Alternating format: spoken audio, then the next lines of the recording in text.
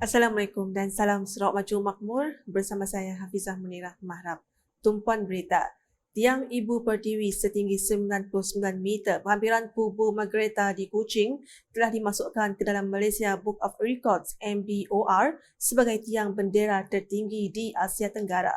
Penyerahan sijil pengiktirafan The Tallest Flagpole itu telah dilakukan oleh Wakil MBOR Edwin Eo kepada Setiausaha Kerajaan Sarawak Datuk Amar Muhammad Abu Bakar Marzuki sambil disaksikan oleh Premier Sarawak Datuk Petinggi Tan Sri Dr. Abang Abdul Rahman Zuhari Tun Datuk Abang Openg di Dataran Ibu Pertiwi di Kuching pada Isnin. Premier Sarawak berkata tiang bendera Sarawak itu dibina sempena ulang tahun kemerdekaan Sarawak ke-60 dan merupakan projek ikonik untuk rakyat negeri ini. Menurut beliau, kawasan itu juga akan menjadi tempat tarikan pelancong memandangkan lokasinya yang strategik untuk dikunjungi.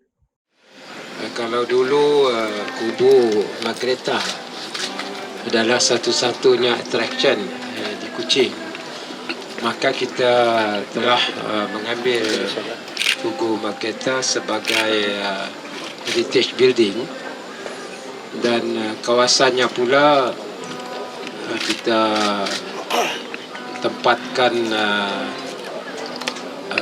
bendera kita yang sudah dinamakan sebagai Ibu Pertiwi, dan kita bangunkan kompleks ini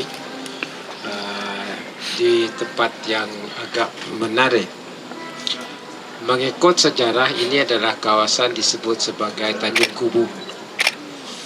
Ya, dan pihak polis Sarawak Constabulary ada lagu Tanjung Kubu. Dan ia mempunyai sejarahnya sendiri. Dan sebab itu kita membuat keputusan untuk membina tiang bendera ini sebagai satu daripada tarikan, dan ia juga dipunyai latar belakang sejarah kita. Dia berkata demikian dalam sidang media semasa lawatannya ke Dataran Ibu Pertiwi itu pada Isnin. Tambah Datuk Petinggi Tan Sri Abang Zuhari, sejarah mengenai Petroleum Nasional Berhad Petronas, Shell dan Petroleum Sarawak Berhad Petros turut akan dipamerkan di kawasan berkenaan untuk tetapan pengunjung. Katanya lagi, ketiga-tiga syarikat minyak dengan gas itu layak diberi penghargaan seumpamanya kerana telah menjadi penyumbang kepada pembangunan Dataran Ibu Pertiwi. Dan kita akan buatlah satu penulisan di sana yang menjadi saya yakin menarik minat pelawat yang datang ke Sarawak.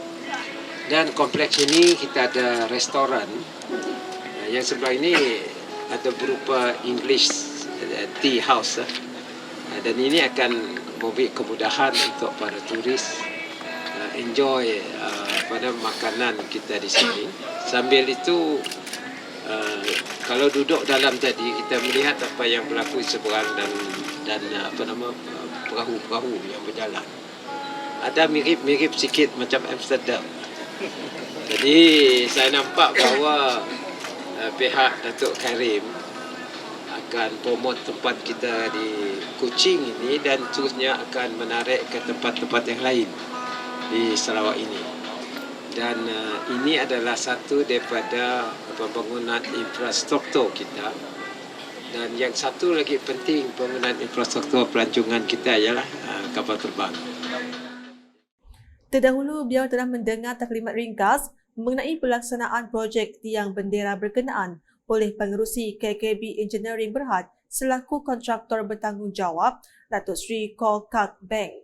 Untuk rekod, projek tersebut menelan kos kira-kira 30 juta ringgit dan dibiayai bersama oleh Petros, Petronas dan Shell sebagai satu aktiviti tanggungjawab sosial korporat CSR. Turut hadir timbalan-timbalan Premier Sarawak, Datuk Amar Degres Ugah Embas dan Datuk Amar Profesor Dr. Sim Kuhian, Menteri Pelancongan, Industri Kreatif dan Seni Persembahan Sarawak, Datuk Sri Abdul Karim Rahman Hamzah, timbalan-timbalan Menteri Sarawak, Peguam Besar Sarawak, Datuk Safiri Ali serta div-div kenamaan yang lain. Seterusnya, Timbalan PIMI Sarawak yang juga Ahli Dewan Undangan Negeri Adun Bukit Saban, Datuk Ahmad Degres Ugah Embas menyantuni 3 keluarga dengan menyampaikan sumbangan khairat kematian. Sumbangan tersebut telah diwakilkan Ketua Ranting Hulu Sepauh Manja Mos kepada keluarga Abang Salim Abang Abdul Salam di Hulu Sepauh, dan satu lagi sumbangan diserahkan pemancar Cina Goh Liang To selaku wakil kepada keluarga yang terlibat. Manakala sumbangan khairat turut disampaikan kepada keluarga Ida Sai daripada Kampung Tengah Sepauh yang telah disampaikan mewakili Datuk Ahmad Degres Ugah oleh Ketua Kampung Tengah Hamden Samsudin. Sumbangan khairat kematian tersebut disampaikan bagi meringankan beban serta memudahkan urusan keluarga yang terlibat di kawasan tersebut. Selanjutnya, Menteri Pendidikan, Inovasi dan Pembangunan Bakat Sarawak Datuk Seri Roland Sagah Wiin telah meluangkan masa untuk hadir ke program Countdown to Eco Bliss anjuran Persatuan Penganut Shui De Xingjun di perkerangan Tempel Persatuan Penganut Shui De Xingjun pada Sabtu. Difahamkan program tersebut telah berlangsung selama 8 hari bermula 24 Disember hingga 31 Disember lepas. Sepanjang program ini berlangsung, pihak penganjur menggunakan tema yang berbeza-beza dari hari pertama sehingga hari terakhir. Terdapat itu, Datuk Seri Roland Sagah telah hadir merasmikan program tersebut pada hari ke-7 penganjuran dengan tema The Night Still Young untuk malam tersebut. Dalam ucapannya, Datuk Tun Tarat itu berharap agar kuil Tua Pek Kong yang diketuai oleh belia bergabung bersama Berkas Tarat dalam menghadapi Liga Belia Tapah. The Tua Pek Kong is headed by all the youth this time. And then you will start your Tapah Youth League, which I think you should officially affiliate yourself with Seberkas Cuangan Tarat by forming your own Seberkas unit.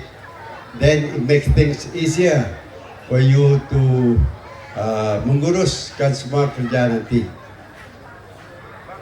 Pada malam tersebut, Datuk Seri Roland Sagah turut menyaksikan sesi pembentukan belia dengan sorotan utama dalam sesi ini adalah pemerkasaan belia, empowering youth, cabaran kemampanan, mewujudkan bakat masa depan dan mencipta visi yang mampat. Manakala di Limbang, sebanyak 16 acara rasmi bakal memeriahkan suasana daerah Limbang sepanjang tahun ini.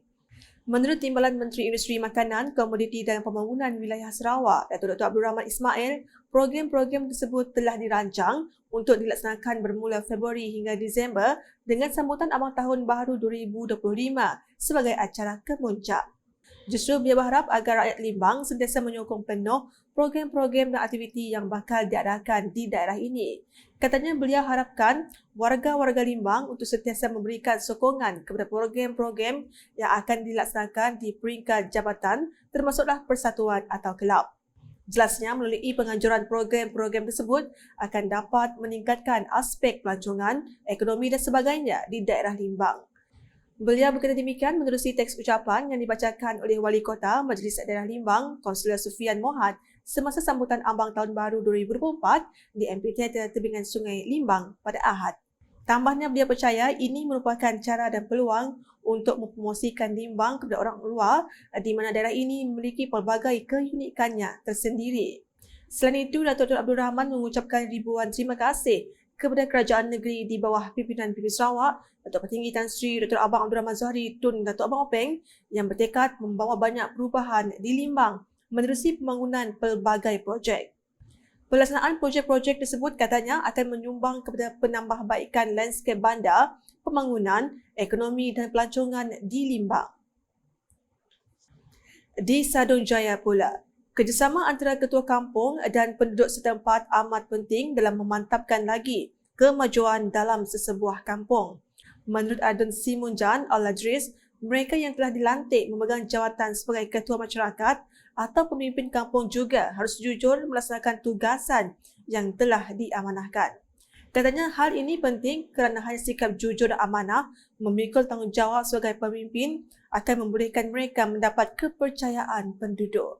Jelasnya, kerjasama antara pemimpin dan rakyat penting untuk memastikan kemajuan serta kecemerlangan sesebuah kampung dapat dilaksanakan.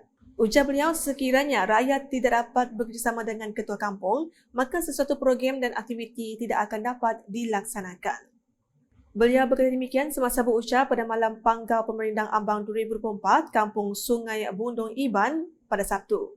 Tambah Allah, seseorang ketua kampung juga memerlukan sokongan daripada penduduk kampung agar perpaduan dapat dikekalkan dengan saling hormat menghormati antara satu sama lain. Dalam hal itu, Allah turut mengucapkan selamat tahun baru kepada seluruh penduduk kampung tersebut dan berharap agar mereka akan terus berjaya dan dapat menyumbang kepada kebaikan kampung.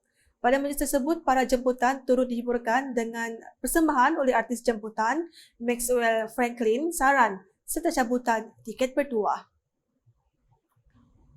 Sekian edisi Tengah Hari bersama saya Hafizah Munirah. Berita lebih lanjut boleh didapati di semua platform media Sulkas termasuk portal ukas.sarawak.gov.my dan Ukas channel di YouTube. Sebelum mengakhiri buletin, saksikan paparan lawatan Wakabat Premier Sarawak ke dataran Ibu Pertiwi. #Saluran Informasi Rakyat Salam Ukas.